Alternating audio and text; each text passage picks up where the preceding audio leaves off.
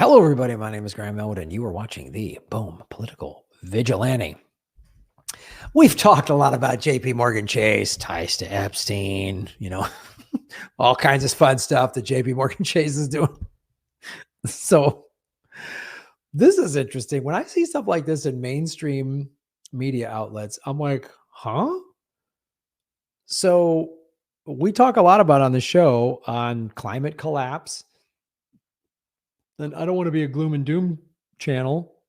I try to find positive solutions they're out there. There's a lot of great stuff happening with technology that can help the environment that is just needs to be implemented on a mass scale. But this is Jamie Dimon, the CEO of JP Morgan Chase, which has been sued by the Virgin Islands.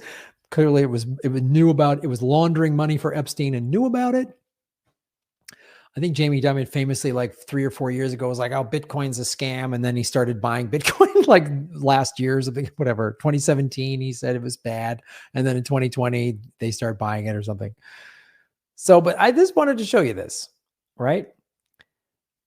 This is in The Guardian, right? JP Morgan CEO warns world could be facing most dangerous time in decades. Jamie Dimon says Israel-Gaza conflict may have far-reaching impacts on energy prices, food costs, and international trade.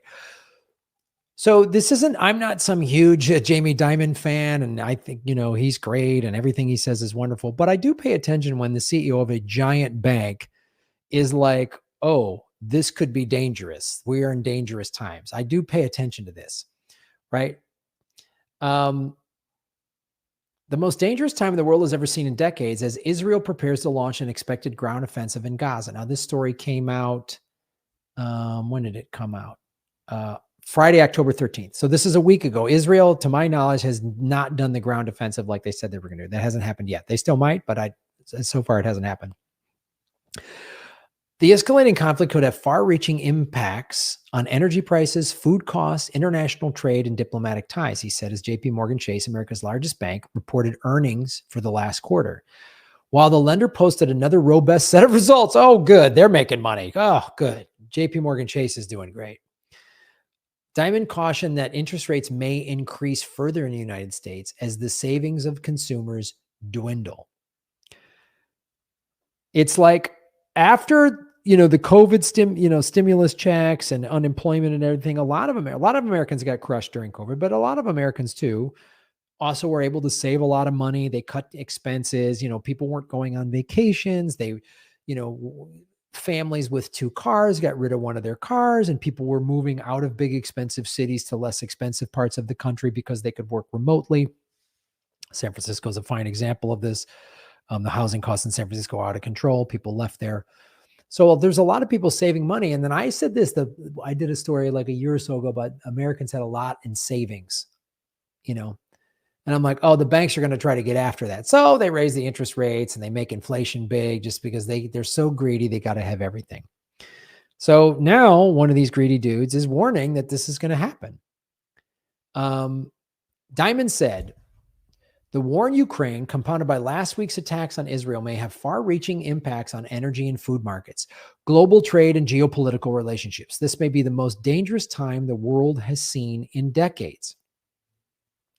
While we hope for the best, we prepare the firm for a broad range of outcomes so we can consistently deliver for clients no matter the environment. He said, in the memo, he told employees that the conflict in the Middle East would have ripple effects that extend far beyond the region. Global companies have scrambled in recent days to account for their staff and formulate public comments on developments. Antonio Neri, the chief executive at Hewlett-Packard Enterprises, described Saturday's attack as Hamas as unjustified and inexcusable.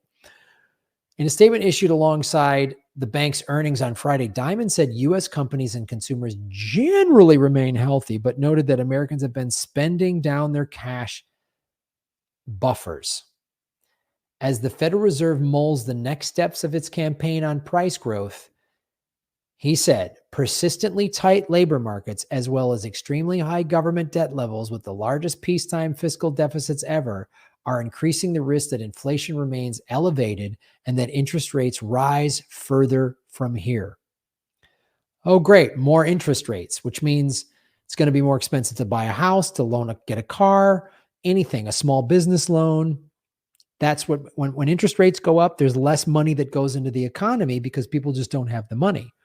Oh, you want to get you have some equity in your home. You want to get a line of credit to remodel your garage and turn it into a guest house or an Airbnb or something. There's no money to do that because the interest rates are too high. So they're going to keep pumping up the interest rates.